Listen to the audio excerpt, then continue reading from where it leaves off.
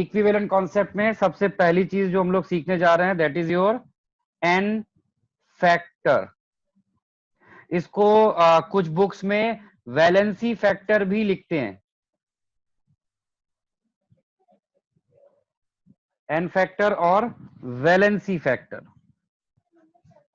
चलिए, तो हम लोग अलग अलग के लिए अलग अलग एन फैक्टर और वैलेंसी फैक्टर सीखेंगे। सबसे पहले लिखिए N factor of acids. First heading डालिए एसिड्स। एसिड्स मेरे साथ साथ नोट करते जाइए, N factor of acids.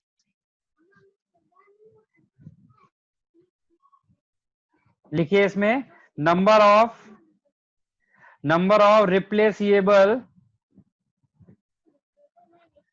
H plus ion और एसिडिक हाइड्रोजन और active hydrogen.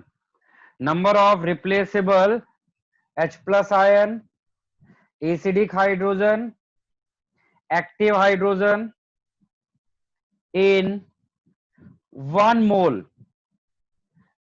mole acid, in 1 mole acid। तो एसिड्स का एन फैक्टर क्या होगा?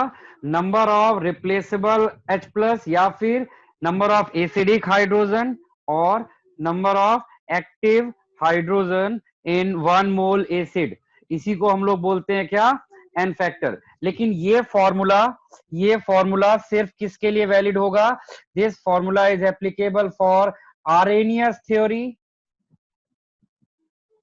यानी Arrhenius and Bronsted acid. Arrhenius and Bronsted acid के लिए एप्लीकेबल होता है, ठीक है। लेकिन हमें पता है कि एसिड की एक और कैटेगरी होती है, acid can be Lewis acid, है ना। तो एसिड अगर लुईस एसिड हो सकता है तो हम उसके लिए भी तो यहां पर लिख सकते हैं। तो लुईस एसिड के लिखिए for Lewis acid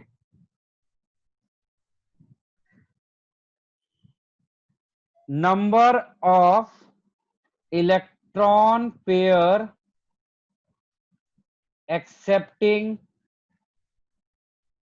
capacity, number of electron pair accepting capacity is known as n factor।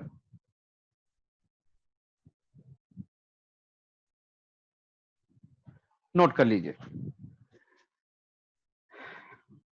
number of replaceable H plus for Arrhenius and Bronsted acid and for Lewis acid number of electron pair accepting capacity। चलिए अब examples पे आते हैं। For example जैसे हमने यहां पर लिया हुआ है, एक मिनट। तो सबसे पहला जैसे कि मैंने यहां पर लिया है HCl, HNO3, H2SO4, H3PO4, ठीक है। इन सब के अगर आपसे एन फैक्टर पूछा जाए तो बताइए कितने एन फैक्टर है यहां पर? HCl का एन फैक्टर कितना होगा? बोलिए, यहां पर HCl का एन फैक्टर कितना आएगा? 1 आएगा, बिल्कुल सही, क्योंकि उसके पास केवल एक ही रिप्लेसेबल हाइड्रोजन होता है। आपको मैंने केमिकल बॉन्डिंग में ऑलरेडी बता रखा है what is replaceable hydrogen. Such hydrogen which is covalently bonded with highly electronegative element in Lewis dot structure is known as acidic hydrogen और रिप्लेसेबल हाइड्रोजन। और जो ऑक्सीजन से बॉन्डेड नहीं होगा वो हमारे लिए नॉन रिप्लेसेबल या नॉन एक्टिव हाइड्रोजन हो जाएगा। तो HCl में तो ये नंबर 1 होता है। HNO3 के लिए नंबर कितना हो जाएगा? ये भी 1 हो जाएगा। H2SO4 के लिए बताइए भाई, H2SO4 के लिए क्या होगा?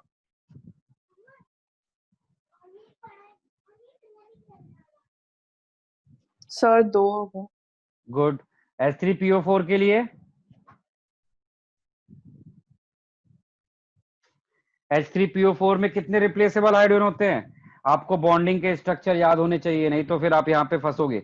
H3PO4 के पास 3, यानी जितने दिख रहे हैं उतने ही हैं। इन शॉर्ट ऐसे समझिए, जितने भी आपके नॉर्मली जितने एसिड होते हैं उनमें जितने हाइड्रोजन दिखते हैं वो उनके एन फैक्टर ही होते हैं, यानी उनके सबके रिप्लेसेबल हाइड्रोजन ही होते हैं, कुछ एक्सेप्शंस को छोड़ दिया जाए। चलिए कुछ और एग्जांपल देखते हैं, जैसे कि हमने CH3COOH, इसका बताइए C6H5COOH, इन सब के एन फैक्टर बताइए कितना होगा एन फैक्टर इनका। कृष्णकांत बताओ कितना होगा इसका एन फैक्टर CH3COH का। 4। 4 कैसे होगा भाई, फिर तुमने सुना ही नहीं, इसका मतलब मैंने क्या बोला। मैंने बोला जो हाइड्रोजन हाईली इलेक्ट्रोनेगेटिव एलिमेंट से ज्वाइन होता है सिर्फ वही रिप्लेसेबल होता है। तो यहाँ पर ये तीनों हाइड्रोजन एक कार्बन से है और ये वाला हाइड्रोजन ऑक्सीजन से है, इसका आंसर 1। नीचे वाले का भी आंसर 1। ठीक है, चलिए अब हम लोग एक्सेप्शंस पे जाते हैं कि कुछ एक्सेप्शनल एसिड्स भी होते हैं जिनमें आपको याद रखना पड़ेगा। वो एक्सेप्शनल एसिड्स कैसे हैं, जैसे कि मैं इसका कलर बदल देता हूं, एक्सेप्शन आपको पहचानने में ठीक लगेगा। H3PO2, H3PO3, देखने में देखिए यहाँ पर कितने हाइड्रोजन दिख रहे हैं 3, लेकिन एक्चुअली इसके पास कितने होते हैं रिप्लेसेबल हाइड्रोजन, ओनली 1, और इसके पास कितने होते हैं, ओनली 2।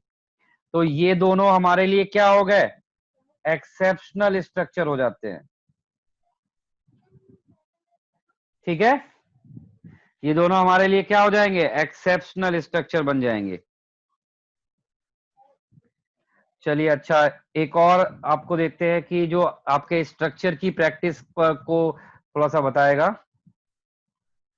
फॉर एग्जांपल जैसे हमने आपको दिया अभी नेक्स्ट एक बनाने के लिए, आपको बोला मैंने H4P2O7, इसका एन फैक्टर बताइए।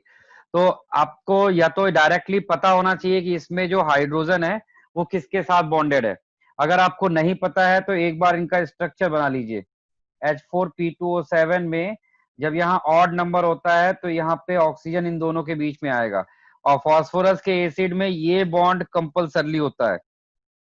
अब इसके बाद देखिए कितने ऑक्सीजन और बचे, 4, और 4 हाइड्रोजन। 4 हाइड्रोजन और 4 ऑक्सीजन को दोनों फास्फोरस पर इक्वली डिस्ट्रीब्यूट कर दीजिए।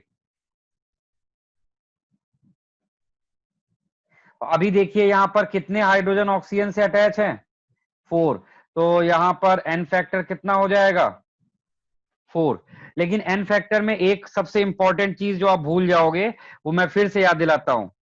एन फैक्टर हमेशा विद रिस्पेक्ट टू किसके निकाला जाता है, 1 मोल।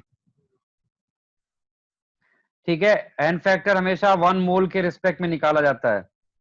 तो यहां पर एन फैक्टर 4 आया है H4P2O6 में। अच्छा, और वहीं पर अगर आपको मैंने दिया H4P2O5 बनाइए, H4P2O5,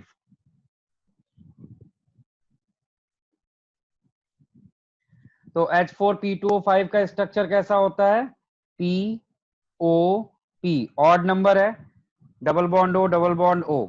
इसके बाद देखिए यहां पर ऑक्सीजन कितने बचे, 2, एक ऑक्सीजन इसको दे दीजिए, एक ऑक्सीजन इसको दे दीजिए। उसके बाद हाइड्रोजन कितने हैं, 4, चारों हाइड्रोजन यहाँ पे बांट दीजिए। एक हाइड्रोजन इन दोनों ऑक्सीजन के साथ चला जाएगा और बाकी के 2 हाइड्रोजन इधर आ जाएंगे। तो अब जरा यहाँ पर एन फैक्टर बताइए कितना होगा, बताओ अरण्य, यहाँ पर एन फैक्टर कितना आने वाला है, अरण्य 2। कितना आएगा, 2 आएगा। अरे जोर से बोलो, माइक को अपने मुंह के पास रख के बोला करो। 2 आएगा। हाँ 2 आएगा, करेक्ट। तो आपने अभी समझा ना कि एन फैक्टर या तो आपको पता होना चाहिए कि उसके पास कितने हाइड्रोजन ऑक्सीजन के साथ अटैच हैं, या फिर आपको उनके स्ट्रक्चर बनाना आना चाहिए, तो आपको एन फैक्टर निकालना आ जाएगा। तो ये और एक्सेप्शन ये मैंने लिखा दिया, ये 2 एक्सेप्शन सबसे कॉमन है, सबसे ज्यादा पूछे जाने वाले एक्सेप्शन होते हैं। तो ये सब नोट कर लीजिए, मैंने बोला था शुरू से ही कि मेरे साथ साथ नोट करिए। अभी मैंने ये सब क्या दिखाया, ये सब आरेनियस एसिड और ब्रोंस्टेड एसिड है। अब इसके बाद हम लोग नेक्स्ट जो देखने जा रहे हैं वो क्या होगा, आरेनियस और ब्रोंस्टेड एसिड के बाद आता है हमारा लुईस एसिड। अब मैं आपको यहाँ पे लुईस एसिड दिखाऊंगा और उनके एन फैक्टर आपको निकालना है। For example H3BO3 boric acid. Boric acid देखने में लग रहा है कि आर्सेनियस एसिड होता है, लेकिन ये एक लुईस एसिड है, क्योंकि ये हाइड्रोजन बॉन्ड से फुटबॉल लाइक स्ट्रक्चर बनाता है। ये हम लोगों ने आयनिक में भी पढ़ा है, बॉन्डिंग में भी पढ़ा हुआ है ये चीज, थ्योरीज ऑफ एसिड में। तो इसमें बोरॉन का मैं आपको स्ट्रक्चर दिखा दूं। बोरॉन ऐसा अरेंज रहता है। इसके ये सारे हाइड्रोजन जो यहाँ पर दिख रहे हैं ना, ये हाइड्रोजन बॉन्डिंग में एंगेज रहते हैं, इसलिए ये रिप्लेस नहीं हो पाते। तो अब बोरॉन के पास देखिए कितने बॉन्ड पेयर हैं, 1 2 3 4 5 6। इसके पास 6 बॉन्ड पेयर है, और अभी भी इसको कितने इलेक्ट्रॉन की रिक्वायरमेंट है अपने ऑक्टेट को पूरा करने के लिए? 1 इलेक्ट्रॉन पेयर अभी भी ये सीकर है, still it is Sikar of 1 electron pair. तो इस केस में इसका एन फैक्टर कितना होगा? जितने इलेक्ट्रॉन पेयर इसको रिक्वायरमेंट होगी वही उसका एन फैक्टर हो जाएगा। ऐसे ही जरा इसका बनाइए आप लोग, इसका एन फैक्टर मुझे बताओ। चलो छोड़ते, ये वाला एग्जांपल दूसरी जगह हमें पिक करना है, इसको हम यहां से हटाते हैं। चलिए, तो ये बोरिक एसिड वाला एग्जांपल आप नोट कर लीजिए।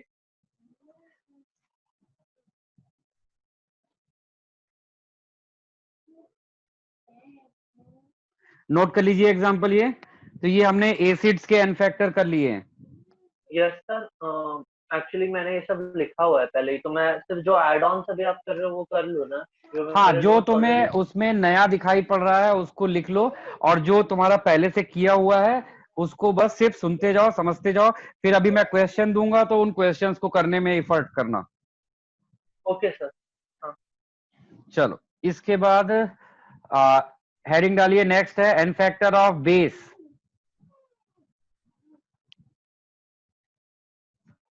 N factor of base, N factor of base. तो इसकी डेफिनेशन लिख लीजिए, नंबर ऑफ हाइड्रोक्सिल आयन जिसको हम लोग OH आयन बोलते हैं, present in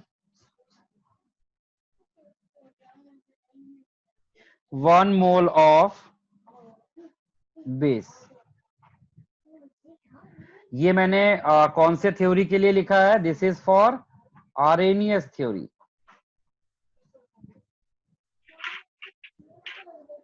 Number of hydroxyl ion present in 1 mole of base is known as n factor of base। ठीक है, और for Lewis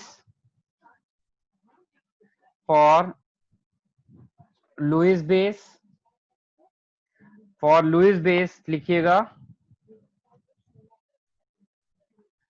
number of lone pair donating capacity, number of lone pair donating capacity,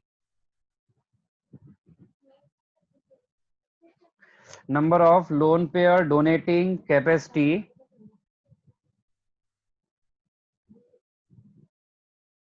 pi 1 mole base। ठीक है, चलिए अब दोनों का example देखते हैं। फॉर एग्जाम्पल जैसे हमारे पास है यहाँ पर, हमने लिया NaOH, KOH, calcium hydroxide, barium hydroxide, aluminium hydroxide. ठीक है, तो इन सब के जरा एन फैक्टर बताइए कितने होंगे? बोलिए भाई, किसको समझ में आ रहा हो डेफिनेशन पढ़ के बताइए, इसका NaOH का एन फैक्टर कितना आएगा? सर 1 है। 1, परफेक्ट। KOH का 1 ही होगा सर। 1, कैल्शियम हाइड्रोक्साइड का 2, बेरियम हाइड्रोक्साइड 2, एल्यूमिनियम हाइड्रोक्साइड 3। तो ये तो काफी आसान था। और सबसे अच्छी बात जानते हो क्या है? बेस में हमारे पास कोई एक्सेप्शन नहीं है। तो ये बहुत अच्छी चीज है जिसकी वजह से आपको यहाँ पर पहचानने में दिक्कत नहीं होगी। ठीक है, नोट कर लीजिए ये सब। इसके बाद अब हम लोग दूसरा देखते हैं, लुईस एसिड। लुईस बेस जैसे कि अमोनिया, मिथाइलएमीन,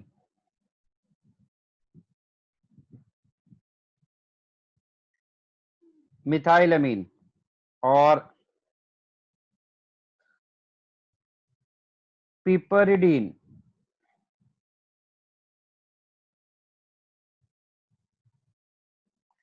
तो इन सब के जरा बताइए एन फैक्टर कितने होंगे। ये सब क्या है, ऑल आर लुईस बेसिस। तो जरा इनके एन फैक्टर बताइए कितना है।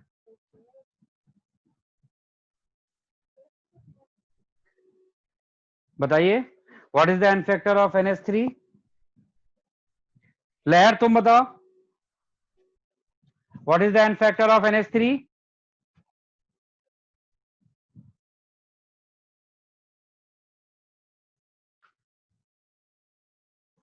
लहर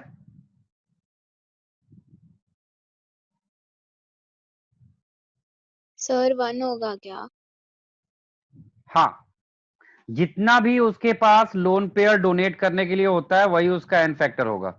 ऐसे देखो इसके पास भी 1 है, इसके पास भी 1 है, तो जितने भी लुईस बेस होते हैं उनके पास जितना इलेक्ट्रॉन पेयर डोनेट करने के लिए होता है वही उनका क्या होता है, एन फैक्टर होता है। तो इस तरह से हम लोग एसिड और बेस का एन फैक्टर कैलकुलेट कर सकते हैं। यहां तक सबको समझ में आ रहा है? ठीक है, चलिए इसके बाद हम लोग थर्ड कैटेगरी में इंटर करते हैं। Third category is an factor of salt.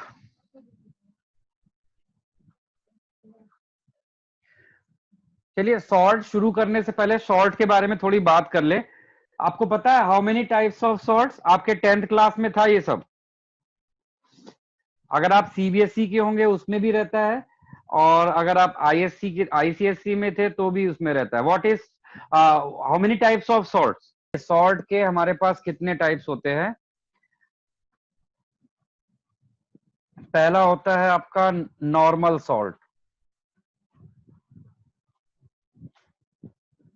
ठीक। दूसरा है आपका एसिडिक सॉल्ट। तीसरा होता है हमारे पास बेसिक सॉल्ट। तो अरण्य ने हमें ये 3 बताए थे, ठीक है। इसके अलावा भी हमारे पास सॉल्ट होते हैं, उनको हम लोग बोलते हैं मिक्स सॉल्ट,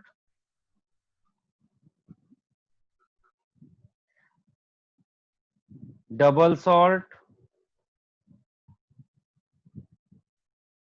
और कॉम्प्लेक्स सॉल्ट। मैं तीनों सॉल्ट, हर एक सॉल्ट का एक एक एग्जांपल लिखता हूं। नॉर्मल सॉल्ट का एग्जांपल है NaCl। एसिडिक सॉल्ट का एग्जांपल होगा NaHSO4। बेसिक सॉल्ट का एग्जांपल है MgOHCl। और मिक्स सॉल्ट का एग्जांपल होता है ब्लीचिंग पाउडर CaOCl। और डबल सॉल्ट का एग्जांपल होता है माइक्रोकॉस्मिक सॉल्ट NaNH4HPO4.6H2O। और कॉम्प्लेक्स सॉल्ट का एग्जांपल है पोटेशियम फेरोसाइनाइड K4FeCN6। तो ये मैंने हर एक का एक एक एग्जांपल आपको दिखाया है। देखिए एसिडिक सॉल्ट की पहचान होती है कि उसमें एक एसिडिक हाइड्रोजन होता है, ठीक है। और बेसिक सॉल्ट की पहचान होती है उसमें एक OH आयन होगा। और मिक्स सॉल्ट क्या होता है, जिसमें मोर देन 1 केटायन और मोर देन 1 एनायन प्रेजेंट होते हैं, वो हमारे लिए क्या होते हैं, मिक्स सॉल्ट होते हैं। एक्चुअली ये भी मिक्स सॉल्ट है और ये भी मिक्स ही सॉल्ट है, ठीक है। डबल सॉल्ट का एग्जांपल दूसरा लेते हैं। डबल सॉल्ट का एग्जांपल ये नहीं है जो लिखा हुआ है। डबल सॉल्ट का एग्जांपल जैसे कि ये हुआ, ये है डबल सॉल्ट का एग्जांपल। ये दोनों मिक्स सॉल्ट है। इसमें देखो more than 1 type of anion है और इसमें मोर देन 1 टाइप ऑफ कीटायन है। तो अगर एक सॉल्ट के अंदर मोर देन 1 टाइप ऑफ कीटायन और एनायन आ जाते हैं तो वो हमारे लिए मिक्स सॉल्ट होता है। फिर उसके बाद डबल सॉल्ट। डबल सॉल्ट में क्या होता है कि 2 सॉल्ट एग्जैक्टली ऐसे बस स्टाइचोमेट्रिक रेशियो में कंबाइन हो जाते हैं, इसको हम लोग डबल सॉल्ट बोलते हैं। और सबसे लास्ट होता है कॉम्प्लेक्स सॉल्ट। कॉम्प्लेक्स सॉल्ट की पहचान होती है कि आप ब्रैकेट के अंदर एक मेटल दिखेगा आपको और मेटल के साथ कोई एनायन होगा, इसी को कॉम्प्लेक्स आयन बोलते हैं, और जिस कंपाउंड में कॉम्प्लेक्स आयन होता है उसी को हम लोग कॉम्प्लेक्स सॉल्ट बोलते हैं। ये मैंने आपको सॉल्ट के बारे में थोड़ा सा बताया। चलिए अब हम लोग इस सॉल्ट के बाद अब हम मेन अपने पॉइंट पे आते हैं, एन फैक्टर, कि व्हाट इज एन फैक्टर। तो एन फैक्टर की डेफिनेशन लिख लेते हैं। इसको देखिए, सॉल्ट के एन फैक्टर निकालने के दो तरीके हैं। पहला है total number of positive charge in 1 mole salt. पहला तो ये होता है total number of positive charge in 1 mole of salt, या फिर दूसरा है, आप इसको काउंट कर सकते हो, total number of negative charge in 1 mole of salt. तो ये आपके पास दो हैं, total number of positive charge in 1 mole salt and total number of negative charge in 1 mole of salt. तो किसी भी सॉल्ट के अंदर आप टोटल पॉजिटिव चार्ज काउंट कर लीजिए या फिर टोटल नेगेटिव चार्ज काउंट कर लीजिए, वही उसका क्या हो जाता है, एन फैक्टर। अब चलिए, जैसे मैंने आपके सामने ऊपर ये सॉल्ट लिखे थे, मैं इनके एन फैक्टर इनके ऊपर लिख देता हूं, मैं इन सब के एन फैक्टर इनके ऊपर लिख देता हूं। NaCl का एन फैक्टर होता है 1। कैसे पता मुझे, क्योंकि NaCl में प्लस चार्ज कौन रखता है, Na प्लस, और Cl के ऊपर माइनस, तो आइदर आप प्लस काउंट कर लीजिए या फिर माइनस, एनी वन। तो मैंने प्लस काउंट किया तो Na के ऊपर +1 चार्ज होता है, तो हमें प्लस माइनस नहीं लिखना होता है, सीधे उसका एन फैक्टर हो जाएगा 1। ऐसे NaHSO4, NaHSO4 में यहाँ पर देखिए, एक तो H के ऊपर +1 चार्ज है और Na के ऊपर भी +1 चार्ज है, तो टोटल चार्ज यहाँ पर कितना हो गया, 2। तो इसका भी एन फैक्टर कितना हो गया, 2। ऐसे ही यहाँ पर MgOHCl में Mg पर कितना चार्ज होता है, +2। आपको याद होगा एल्कली अर्थ मेटल, तो इसका एन फैक्टर भी क्या हो जाएगा, 2 हो जाएगा। फिर उसके बाद आता है CaOCl Cl, तो यहाँ पर देखिए इसका एन फैक्टर कितना होगा, कैल्शियम एक एल्कली अर्थ मेटल है, तो इसका भी एन फैक्टर 2 हो जाएगा। यहाँ पर Na के ऊपर +1 है और H4 पे भी +1 होता है, तो टोटल चार्ज कितना हो गया, 2। ऐसे यहाँ पर K4FeCN6 में पोटेशियम एक एल्कली मेटल है और एक एल्कली मेटल पे +1 चार्ज होता है, ऑक्सीडेशन नंबर के रूल में है ये, तो 4 एल्कली मेटल पे टोटल चार्ज कितना हो गया, +4, यानी इसका एन फैक्टर कितना बन गया, 4। ऐसे जरा देखिए, डबल सॉल्ट है ये, यहाँ पर कितने कीटायन है, एक तो K प्लस है और एक Mg+2। Mg K पर +1 होता है, Mg पे +2 होता है, तो टोटल चार्ज कितना हो गया, 3। तो इसका एन फैक्टर कितना आ जाएगा, 3। इस तरह से आप किसी भी सॉल्ट में आइदर टोटल पॉजिटिव या फिर टोटल नेगेटिव, जिसके बारे में आपके पास इंफॉर्मेशन हो, आप उसको यूज कीजिए और वही टोटल नंबर ही उसका एन फैक्टर होता है। ठीक है, तो अब मैं आपको नीचे अलग अलग कंपाउंड्स दे रहा हूं, आपको उनके एन फैक्टर बताने हैं। हम्म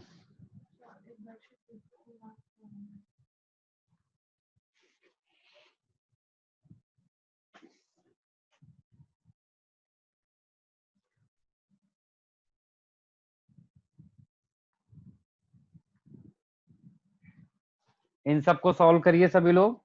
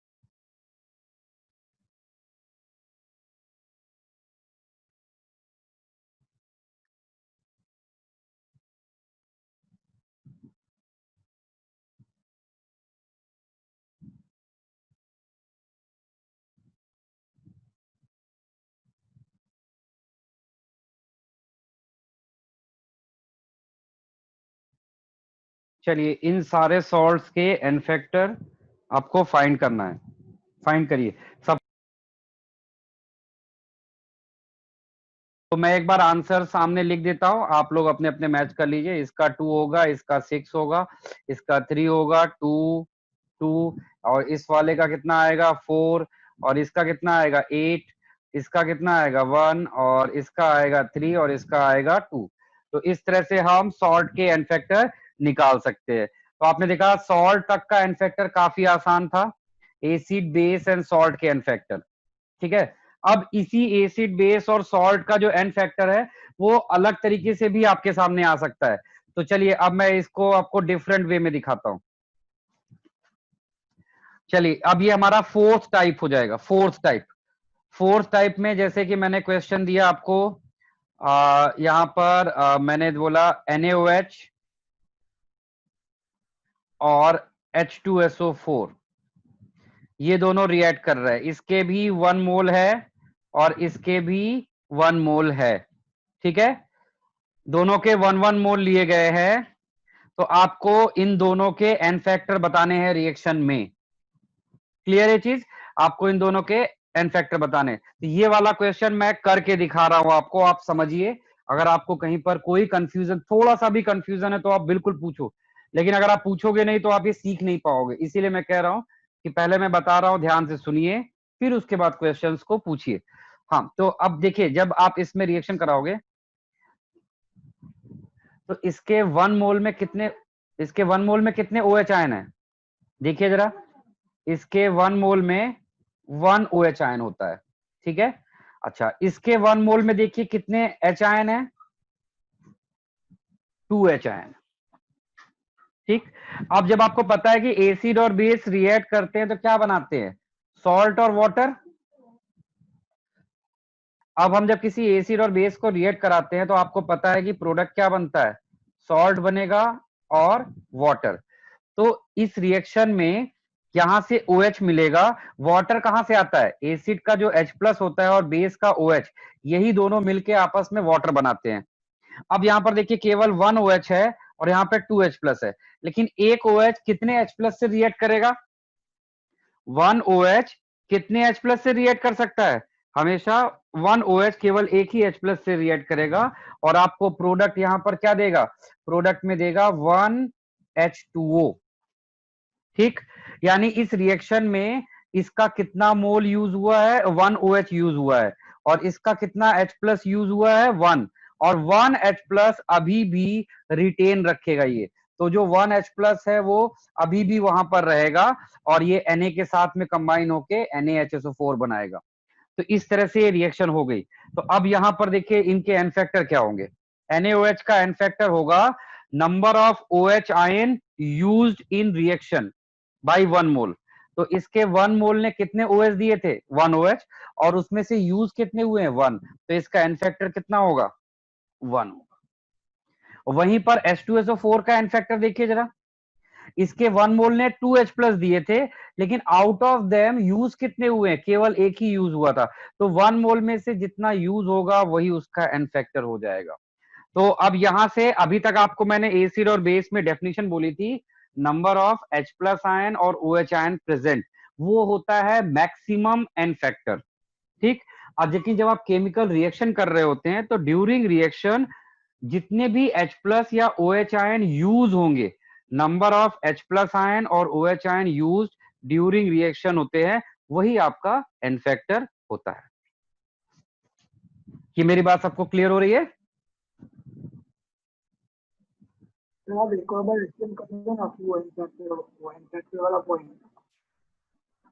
देखिए हम फिर से एक बार मैं बताता हूं कि किसी भी रिएक्शन में कोई भी बेस, वो उसका 1 मोल जितने OH देगा उसमें से जितना यूज होगा वही उसका एन फैक्टर होगा। ऐसे ही 1 मोल H2SO4 जितना भी H+ देगा उसमें से जितना H+ एक्चुअली यूज होगा वही एन फैक्टर होता है। तो अभी देखिए यहाँ पे इसके 1 मोल ने 1 OH दिया था और इसके 1 मोल ने 2 OH, लेकिन 1 OH केवल 1 H से रिएक्ट करेगा और H2O बनाएगा। तो एक H वहां पर अभी भी बच जाएगा, जो वहां पर ऐसे सॉल्ट में चला जाएगा। तो इसके 1 मोल से कितना H प्लस यूज हुआ है 1, और इसके 1 मोल से 1 OH। तो अब आप नया एन फैक्टर का डेफिनेशन लिख सकते हो, number of H plus ion और OH ion used, number of H plus ion और OH ion used by 1 mole of acid or base, number of H plus और OH ion used by 1 mole of acid और base, वही उनका N factor हो जाएगा। चलिए अभी मैं क्वेश्चन में थोड़ा सा मॉडिफाई करता हूं। अब इसी क्वेश्चन को देखिए, मैं ऐसे दे रहा हूं कि लाइक मैंने आपको बोला कि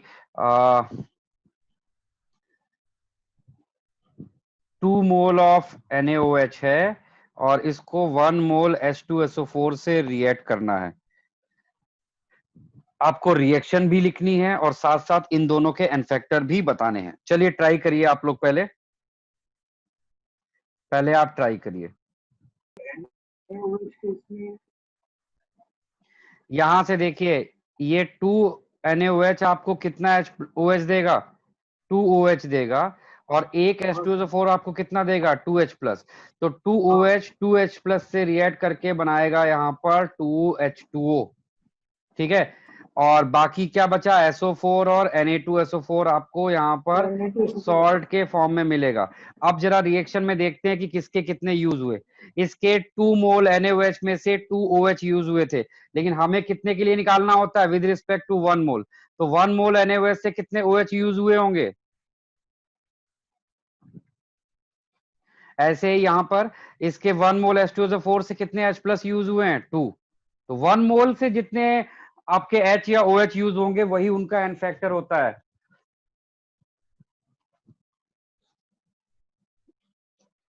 चलिए इसके बाद एक और क्वेश्चन देते हैं, सब लोग करिए।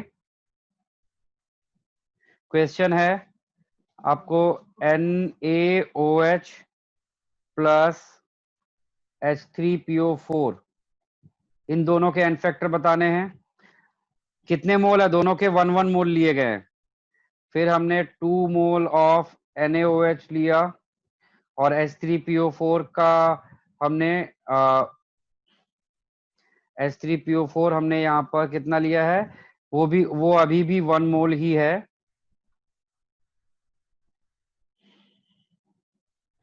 उसके बाद है तुम्हारे पास 3 मोल ऑफ NaOH, और उसको हमने 1 मोल ऑफ H3PO4 के साथ में रिएक्ट कराया है। तो इन तीनों केस में आपको NaOH और H3PO4 के एन फैक्टर बताने हैं।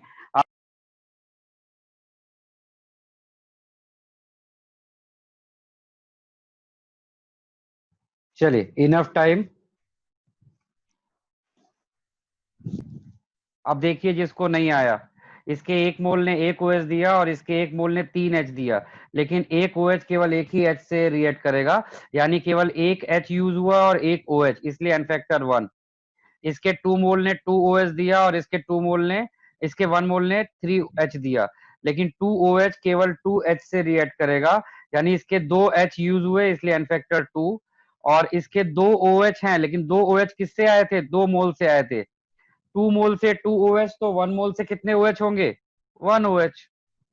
आपको जो मैंने पीछे एसिड और बेस का एन फैक्टर निकालना सिखाया है ना, वो क्या है, वो मैक्सिमम एन फैक्टर है, यानी किसी भी एसिड और बेस का एन फैक्टर उससे ज्यादा नहीं होगा जो आपने पीछे निकालना सीखा था। तो NaOH का एन फैक्टर आपने क्या सीखा हुआ है, कितना हो सकता है उसका एन फैक्टर, 1, मैक्सिमम 1 हो सकता है। तो आप पता नहीं कैसे उसका आंसर 2 क्यों बोल रहे हो। उसके 2 मोल से 2 OH आए थे, लेकिन 1 मोल से एक ही OH आया था। ऐसे ही लास्ट वाले में 3 मोल से 3 OH आएंगे, लेकिन 1 मोल से एक ही OH आएगा, तो इसलिए उसका एन फैक्टर 1। और उसके H3PO4 में 1 मोल से 3 H आए थे, इसलिए उसका एन फैक्टर 3 होता है। तो कुछ क्वेश्चन मैं दे रहा हूं आपको, घर पे अपने आप ट्राई करिएगा आप लोग। बहुत सिंपल होता है, इतना डिफिकल्ट नहीं होता जितना डिफिकल्ट आप उसको बना रहे हो।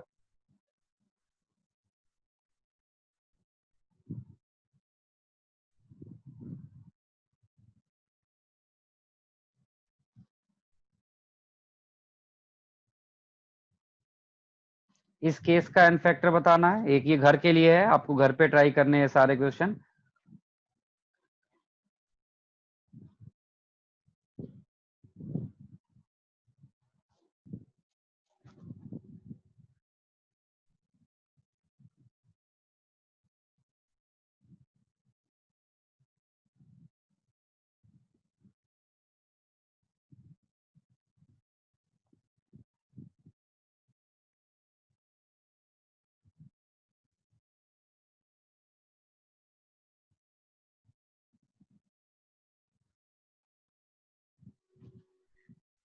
सबके 1 1 मोल दिए गए हैं और आपको एन फैक्टर बताना है। ये आपके घर के लिए, घर पे ट्राई करिएगा।